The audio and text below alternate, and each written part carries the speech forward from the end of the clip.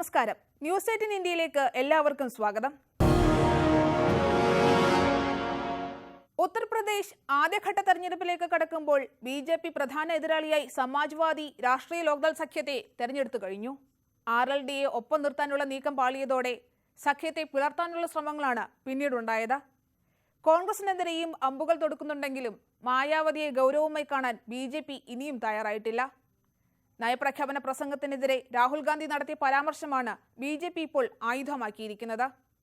പഞ്ചാബിലാകട്ടെ കോൺഗ്രസ് പ്രതിസന്ധികളിൽ നിന്ന് പ്രതിസന്ധികളിലേക്ക് കൂപ്പുകുത്തുകയാണ്. ഉത്തരാഖണ്ഡിലും സ്ഥിതി വ്യത്യസ്തമല്ല. मेरा ये मानना है कि बीजेपी की उत्तर प्रदेश की डबल इंजन की सरकार जन विश्वास पर खरा उतरेगी।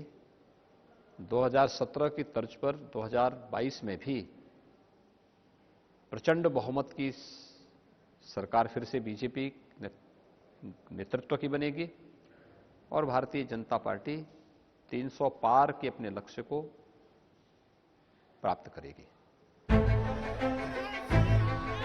അടുത്ത 5 വർഷവും ഉത്തർപ്രദേശിൽ ബി.ജെ.പി. തന്നെ അധികാരത്തിലെത്തുമെന്നാണ് മുഖ്യമന്ത്രി യോഗി ആദിത്യനാഥും ബി.ജെ.പിയും ഇപ്പോഴും ആവർത്തിക്കുന്നത്. വികസന പ്രവർത്തനങ്ങൾ ഉയർത്തിക്കാട്ടിയായിരുന്നു ബി.ജെ.പിയുടെ ആദ്യഘട്ട പ്രചാരണം. പതിയെ പതിയെ ഇത് മാറിത്തുടങ്ങി. ക്രിമിനലുകളെ അമർച്ച ചെയ്തെന്നും എൻകൗണ്ടറുകളിലൂടെ കൊലപ്പെടുത്തിയെന്നും അതിലൂടെ ഉത്തർപ്രദേശിൽ കുറ്റകൃത്യങ്ങളുടെ അളവ് കുറയ്ക്കാൻ സാധിച്ചെന്നും അവകാശവാദങ്ങൾ ഉയർത്തി. കാര്യങ്ങൾ അവിടെയും നിൽക്കില്ലെന്ന് കണ്ടതോടെ അസം ഖാന്റെയും മകന്റെയും സ്ഥാനാർത്ഥിത്വം ഉയർത്തി സമാജ്വാദി പാർട്ടിയെ ആക്രമിക്കാൻ തുടങ്ങി. കുറ്റവാളികൾക്കൊപ്പം നിൽക്കുന്ന പാർട്ടിയാണ് സമാജ്വാദിയെന്നും ഒരേ ഒരു ജാതി വിഭാഗത്തിന്റെ വികസനം മാത്രമാകും സാധ്യമെന്നും പറഞ്ഞു വയ്ക്കാൻ യോഗിയും അമിത്ഷായും മറന്നില്ല. बहन बेटियों का सम्मान नहीं था, भूमाफिया गरीबों की भूमि हड़पते थे, गरीबों का कोई पूछने वाला नहीं था। मुझे बताओ, आज सहसवान में कोई भी माफिया का हिम्मत है कि बहन बेटी के सम्मान के विरुद्ध काम करे? है हिम्मत? समाजवादी पार्टी की सरकार आती थी तो एक जाति और एक धर्म के अलावे किसी का काम होता था क्या? होता था? बहन जी आती थी तो दूसरी जाति और एक धर्म का काम होता था और किसी का होता था क्या? अब मोदी जी को आप लाए ना, लाए या नहीं लाए? जोर से बोलो, लाए या नहीं लाए? തെരഞ്ഞെടുപ്പ് പ്രഖ്യാപനത്തിന് പിന്നാലെ മന്ത്രിമാരടക്കം ബി.ജെ.പിയിൽ നിന്ന് കൊഴിഞ്ഞുപോയി സമാജ്വാദി പാർട്ടിയിൽ ചേർന്നതൊക്കെ മറച്ചുവെച്ചാണ് ഈ പ്രസ്താവനകളെല്ലാം എന്നതാണ് യാഥാർത്ഥ്യം. ആദ്യമൊന്നും സമാജ്വാദിയെയും അഖിലേഷിനെയും ഭയക്കാഞ്ഞ ബി.ജെ.പി. ഇപ്പോൾ പതിയെ നയം മാറ്റുകയാണ്.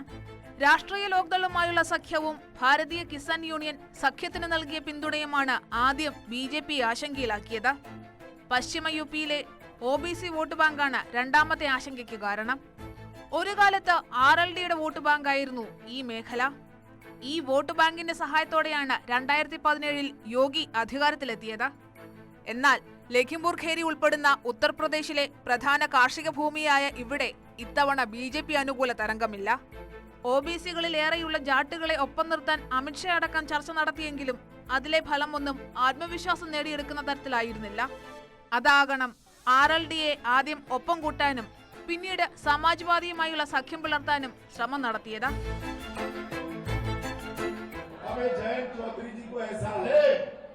सरकार सरकार तो बननी ही नहीं, ये समझ कर चलना नहीं बननी है। अगर जयंत चौधरी जी के मन में है कि सरकार बनेगी तो अखिलेश बाबू उनकी सुनेंगे। अरे जयंत बाबू किस मुगालते में हो जो अपने पिताजी और चाचा जी की नहीं सुनता, वो आपकी क्या सुनेगा? ഇതെല്ലാം പ്രയോഗിച്ചിട്ടും വീണ്ടും ദേശീയതാവാദവും ഹിന്ദുത്വവുമെല്ലാം ഉത്തർപ്രദേശിൽ ഉയർത്തിക്കാട്ടേണ്ടി വരികയാണ് ബി.ജെ.പിക്ക്. യോഗി ആദിത്യനാഥിലൂന്നി തെരഞ്ഞെടുപ്പ് ജയിക്കില്ലെന്ന് കണ്ടായിരുന്നു പ്രധാനമന്ത്രിയെയും അമിത്ഷായെയും JP നദ്ദയെയും മുൻ മുഖ്യമന്ത്രി കൂടിയായ രാജ്നാഥ് സിംഗിനെയുമൊക്കെ ഉത്തർപ്രദേശിൽ കേന്ദ്രീകരിച്ച് പ്രവർത്തിക്കാൻ ബി.ജെ.പി. നിയോഗിച്ചത്. ഇതിനിടെയാണ് AIMIM അധ്യക്ഷൻ അസദുദ്ദീൻ ഒവൈസിയുടെ വാഹനത്തിന് നേരെയുണ്ടായ വെടിവെപ്പ്. വർഗീയ ധ്രുവീകരണം നിലനിൽക്കുന്ന ഉത്തർപ്രദേശിൽ ഈ വെടിവെപ്പുണ്ടാക്കുന്ന പ്രത്യാഘാതങ്ങൾ ചെറുതൊന്നുമല്ല. ദേശീയതയും പാകിസ്ഥാനും ചൈനയ്ക്കുമെതിരായ പോരാട്ടവും മിന്നലാക്രമണവും തെരഞ്ഞെടുപ്പിൽ ഇടം നേടുന്നതും ഇതിനിടയിലാണ്.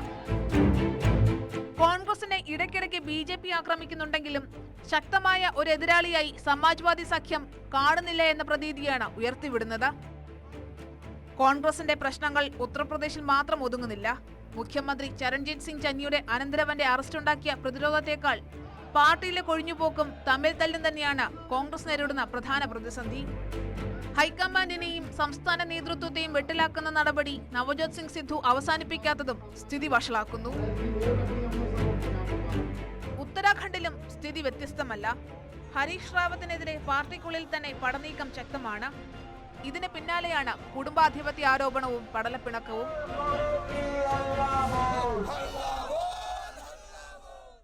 മറ്റു ബഡ്ജറ്റുകളിൽ നിന്ന് ഇത്തവണത്തെ ബഡ്ജറ്റിനെ മാറ്റി നിർത്തിയ പ്രധാന ഘടകം ഡിജിറ്റലൈസേഷനാണ്. കറൻസിയും ഡിജിറ്റലാകുന്നു എന്നതായിരുന്നു അതിൽ ശ്രദ്ധ നേടിയ ഏറ്റവും വലിയ പ്രഖ്യാപനം. കാർഷിക രംഗത്തിന് പ്രാധാന്യം നൽകിയും ഗതാഗത മേഖലയ്ക്ക് ഊന്നൽ നൽകിയുമുള്ള ബജറ്റ് പക്ഷേ സാധാരണക്കാരെ നിരാശപ്പെടുത്തുന്നതായിരുന്നുവെന്നാണ് പ്രതിപക്ഷത്തിന്റെ ആരോപണം. A currency is a currency only when it is issued by the central bank, even if it's a crypto. By anything which is outside of that, loosely all of us refer it to be cryptocurrency. They are not currencies. So let's first understand we are not taxing currency that is yet to be issued, and that provision is now made, and the currency in the name of digital rupee will be issued. Exact name you'll get a bit later, but Reserve Bank is the one which is going to issue it. And what Reserve Bank issues is the digital currency. Digital കറൻസിക്ക് അംഗീകാരം നൽകുന്ന അപൂർവം രാജ്യങ്ങളിലൊന്നായി ഇന്ത്യയും മാറുകയാണ് ഈ പ്രഖ്യാപനത്തിലൂടെ. Crypto currency ഇന്ത്യയിൽ ഏറെ ചർച്ച ചെയ്യപ്പെടുന്ന അവസരത്തിലാണ് ധനമന്ത്രിയുടെ പ്രഖ്യാപനം എത്തിയത്. ഇതോടെ ക്രിപ്റ്റോ കറൻസിക്ക് അംഗീകാരം നൽകുന്നുവെന്ന വ്യാഖ്യാനങ്ങളുണ്ടായി. എന്നാൽ ഇന്ത്യയുടെ തന്നെ ഒരു ഡിജിറ്റൽ കറൻസി തയ്യാറാക്കുക എന്നതാണ് ഇതിലൂടെ ഉദ്ദേശിച്ചതെന്ന് ധനമന്ത്രി പിന്നീട് വ്യക്തമാക്കി. അതും RBIയുടെ നിയന്ത്രണത്തിൽ. ക്രിപ്റ്റോ കൈമാറ്റവും നിക്ഷേപവും കേന്ദ്ര സർക്കാർ തടഞ്ഞില്ല. ക്രിപ്റ്റോ നിക്ഷേപത്തിന്റെ പലിശ ഉയർത്തുകയും ചെയ്തു. ചുരുക്കത്തിൽ ക്രിപ്റ്റോ കറൻസികളുടെ വിഷയത്തെ പാടെ ഉപേക്ഷിച്ച് ഡിജിറ്റൽ റുപ്പി തയ്യാറാക്കുക എന്നത് മാത്രമായിരുന്നു ആ പ്രഖ്യാപനം കൊണ്ട് ഉദ്ദേശിച്ചത്. Now, private people, creative with digital knowledge, using the blockchain technology and the distributed ledger technology, can always create, but that cannot be the currency. They are some kind of assets. We don't know, we can't define it. I'm not going to define it here. We are consulting, doing a lot of wide-ranging consultation on it. Currency it would be when the Reserve Bank of India, the central bank of any country for that matter, but Reserve Bank in India issues it. So that is why we've gone to the parliament to say, we put the proposal there to say that the central bank, the Reserve Bank of India, would issue a digital currency. കേന്ദ്ര സർക്കാരിന്റെ പൂർണ്ണ പിന്തുണയോടെയാണ് digital currency രൂപീകരിക്കുന്നതെന്ന് പ്രധാനമന്ത്രി പിന്നീട് വ്യക്തമാക്കുകയും ചെയ്തു. ബജറ്റിലെ പ്രധാന ഉള്ളടക്കമായി അതിനെ ഉയർത്തിക്കാട്ടി. ये डिजिटल रुपया अभी जो हमारी फिजिकल करेंसी है उसी की तरह डिजिटल स्वरूप लेकर के RBI द्वारा ही उसको पूरी तरह कंट्रोल किया जाएगा, मॉनिटर किया जाएगा, उसका विस्तार किया जाएगा. കാർഷിക നിയമങ്ങളുടെ പേരിലും താങ്ങുവില തുടരുമെന്ന് പ്രഖ്യാപിക്കാത്തതിലും ഏറെ പഴി കേട്ടിരുന്ന കേന്ദ്ര സർക്കാർ അതിലും വ്യക്തത വരുത്തി. 5 സംസ്ഥാനങ്ങളിലെ തെരഞ്ഞെടുപ്പ് മുന്നിൽ കണ്ടാണെങ്കിലും താങ്ങുവില തുടരുന്നതടക്കമുള്ള പ്രഖ്യാപനങ്ങൾ നിർമ്മല സീതാരാമൻ ബജറ്റിൽ ഉൾപ്പെടുത്തി.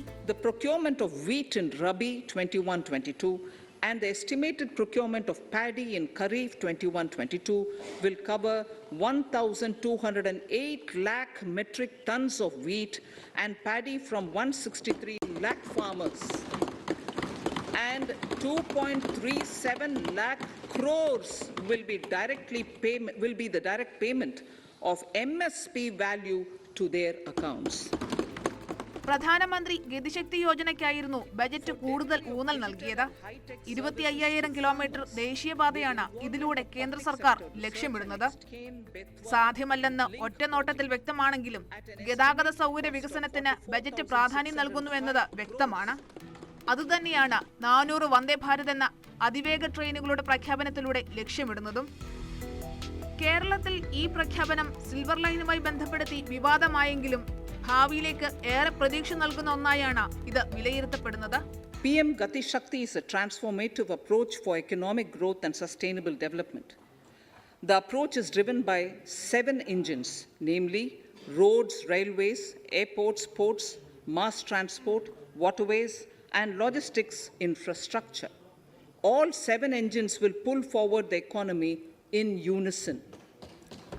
These engines are supported by the complementary roles of energy transmission, IT communication, bulk water and sewerage, and social infrastructure.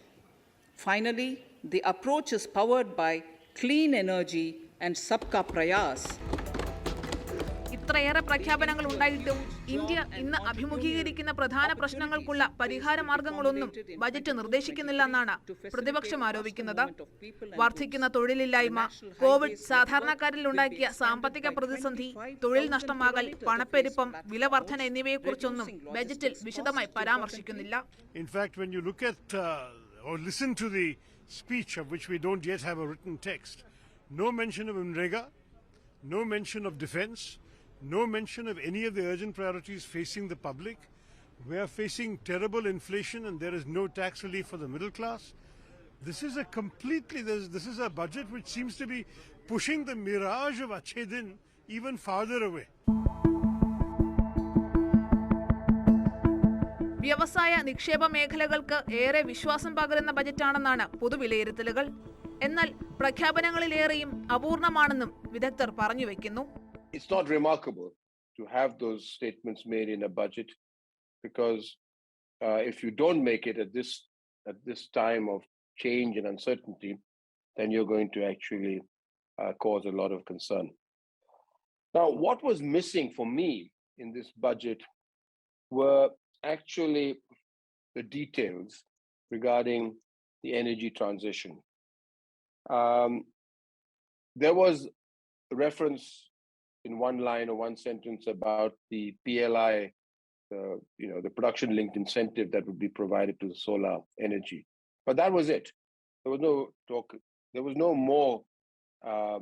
There were no more details about how indeed the government is going to go down the path of decarbonization. Now, having actually identified to 2070 as the date or the year by which the government will reach net zero carbon emissions, I think it was important, or it would have been important for this one sort of State of the Union speech to actually lay out the short-term pathway to get us to that decarbonized end state. There was no such comment, and that was a disappointing. I'm proposing a new provision permitting taxpayers. ആരൊക്കെ വിശകലനം ചെയ്താലും പ്രധാന പ്രശ്നങ്ങളുടെ കാരണങ്ങളിലേക്കോ അതിന്റെ പരിഹാരങ്ങളിലേക്കോ വിശദാംശങ്ങളിലേക്കോ budget ഇറങ്ങിച്ചെന്നിട്ടില്ലെന്നും വ്യക്തം. തീർത്തും സാധാരണ ഒരു ബജറ്റിന് പുറത്ത് ചെറിയ അലങ്കാരങ്ങൾ നൽകുകയല്ലാതെ ഒന്നും ഉണ്ടായിട്ടില്ല എന്നതാണ് യാഥാർത്ഥ്യം. These words, I commend the budget to this August House. Thank you.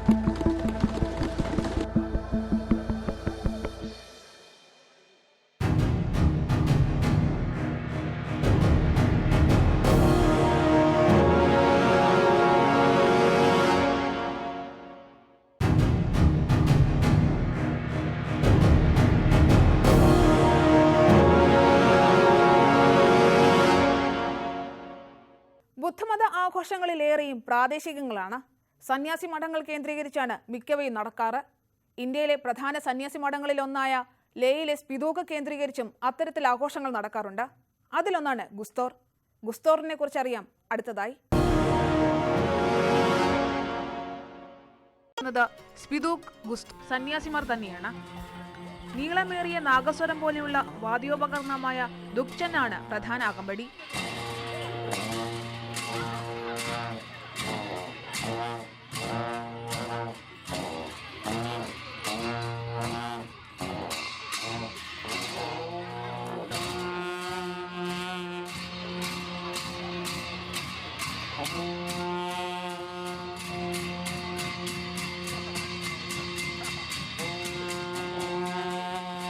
4 പ്രധാന ദേവതകളെയും അവരുടെ സംരക്ഷണ സേനാംഗങ്ങളെയുമാണ് നൃത്തത്തിൽ പങ്കെടുക്കുന്നവർ പ്രതിനിധാനം ചെയ്യുന്നത്. ഗോൺബോ എന്നറിയപ്പെടുന്ന മഹാകാല, പൽദാൻ ലാമോ എന്നറിയപ്പെടുന്ന ശ്രീദേവി, വെളുത്ത മഹാകാല, സംരക്ഷണ ദൈവം എന്നിവരാണ് ദേവതകൾ. സെർസ്കാമോയിലൂടെയാണ് നൃത്തം തുടങ്ങുന്നത്. അടുത്തതായി ഹാഷാങ് ഹാത്തുക്. പിന്നീട് 6 കൈകളുള്ള മഹാകാല, പൽദാൻ ലാമോ, ഷാവ, ജനക് എന്നീ നൃത്തങ്ങൾ അരങ്ങേറും. ജനങ്ങൾക്കും ഈ ഉത്സവം കാണാൻ അവസരമുണ്ട്.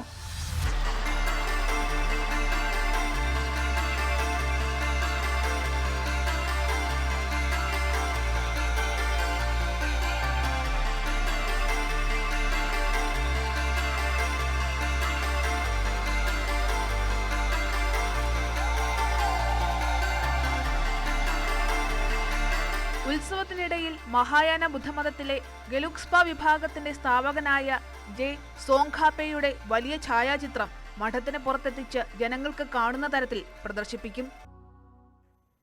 ഹിമാലയത്തിന്റെ ഭാഗമായ കുമാവോൺ ഗർവാൾ മലനിരകളുടെ താഴ്വാരങ്ങളിൽ ഒന്നാണ് ഔലി. ഉത്തരാഖണ്ഡിലെ പ്രശസ്തമായ വിനോദസഞ്ചാര കേന്ദ്രം കൂടിയാണിത്. ഔലിയുടെ വിശേഷങ്ങൾ അറിയാം അടുത്തതായി.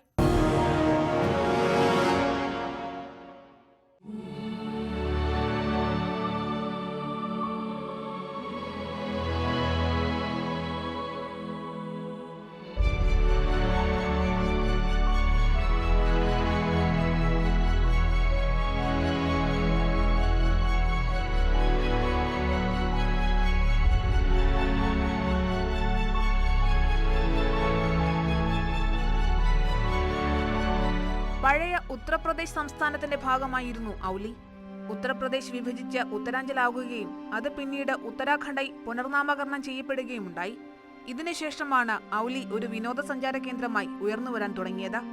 ബദ്രിനാഥും ജോഷിമഠും അടക്കമുള്ള പ്രദേശങ്ങളുമായുള്ള അടുപ്പം തന്നെയാണ് ഔലിയിലേക്ക് ആദ്യം ആളുകളെ എത്തിച്ചത്. പിന്നീട് ഔലിയുടെ പ്രകൃതി സൗന്ദര്യം ഏറെ പ്രശസ്തമായി തുടങ്ങി. പതിയെ പതിയെ ഒരു പ്രധാന വിനോദസഞ്ചാര കേന്ദ്രമായി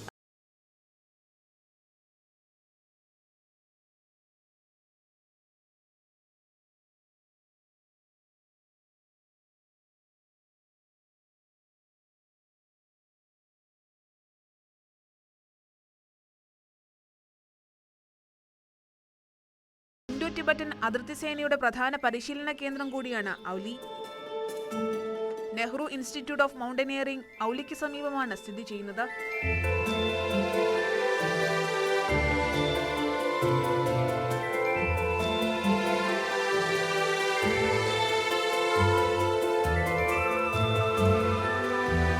കുമാവോൺ മലനിരകളിൽ നിന്നുള്ള ചരിഞ്ഞ പ്രദേശം സ്കീയിങ്ങിനും ട്രക്കിങ്ങിനും അനുയോജ്യമാണ്. സമീപത്തെ സ്കീയിങ് ട്രെയിനിംഗ് സെന്റർ പരിചയസമ്പന്നരല്ലാത്ത വിനോദസഞ്ചാരികൾക്ക് പരിശീലനത്തിനുള്ള അവസരവും നൽകുന്നു. തണുപ്പ് കാലമാണ് പ്രധാന ടൂറിസ്റ്റ് സീസൺ. മഞ്ഞു വീണ് കിടക്കുന്ന ഔലി കാണാൻ പ്രതിവർഷം 10,000-കണക്കിന് പേരാണ് എത്തുന്നത്. ഗ്രാമീണതയും വന്യതയും ഒത്തുചേർന്ന അപൂർവ ചാരുതയാണ് ഔലിയുടെ പ്രത്യേകത. സ്കീയിങ്ങിന് പുറമെ ഐസ് സ്കേറ്റിംഗ് അനുഭവം സഞ്ചാരികൾക്ക് നൽകാനും ഇവിടെ സൗകര്യമുണ്ട്. ഔലി ലേക്ക് എന്ന പേരിൽ കൃത്രിമമായി നിർമ്മിച്ച തടാകം ഇതിനായാണ് ഉപയോഗിക്കുന്നത്. മഞ്ഞുകാലത്ത് തണുത്തുറയുന്ന ഔലി തടാകം ഐസ് സ്കേറ്റിംഗിന് സഹായകരമാണ്. ഛത്രകുണ്ട് എന്ന തടാകവും ഏറെ പ്രശസ്തമാണ്. വനത്തിന് നടുവിലുള്ള ഈ തടാകത്തിലെ വെള്ളത്തിന് ചെറിയ മാധുര്യമുണ്ട്. പ്രകൃതിയുടെ അത്ഭുതങ്ങളിലൊന്നായാണ് ഈ തടാകത്തിനെ എല്ലാവരും വിശേഷിപ്പിക്കുന്നത്. അധികം സഞ്ചാരികൾ എത്താത്തതിനാൽ ഇന്നും ഈ തടാകം അതിന്റെ സ്വതസിദ്ധമായ സൗന്ദര്യം നിലനിർത്തിപ്പോരുന്നു. ഔലിയിലെ മറ്റൊരാകർഷണമാണ് തൃശൂലമല. 3 മലകൾ ചേർന്നിരിക്കുന്നതിനെയാണ് തൃശൂലമല എന്ന് വിളിക്കുന്നത്. നന്ദാദേവി കൊടുമുടിയുടെ താഴെയായാണ് ഇത് സ്ഥിതി ചെയ്യുന്നത്.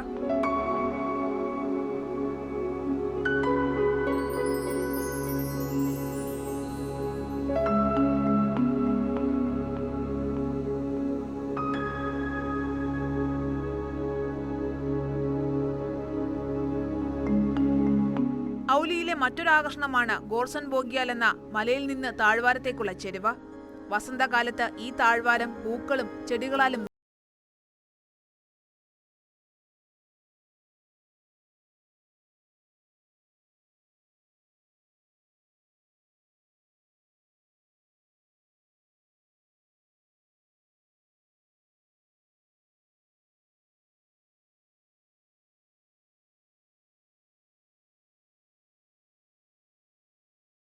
ഹനുമാൻ ക്ഷേത്രമാണ് ഇവിടുത്തെ മറ്റൊരു പ്രധാന ആകർഷണം. നന്ദാദേവി ദേശീയോദ്യാനവും ഔലിയിലാണ് സ്ഥിതി ചെയ്യുന്നത്.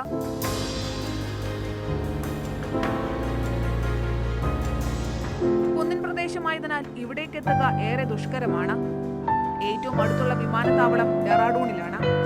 ഏകദേശം 270 കിലോമീറ്റർ അകലെയാണിത്. ഏറ്റവും അടുത്തുള്ള റെയിൽവേ സ്റ്റേഷൻ ഋഷികേശാണ്. 250 കിലോമീറ്റർ അകലെയാണ് ഋഷികേശ് സ്ഥിതി ചെയ്യുന്നത്. ഔലിയിലെത്താൻ ഏറ്റവും എളുപ്പം റോഡ് മാർഗമാണ്.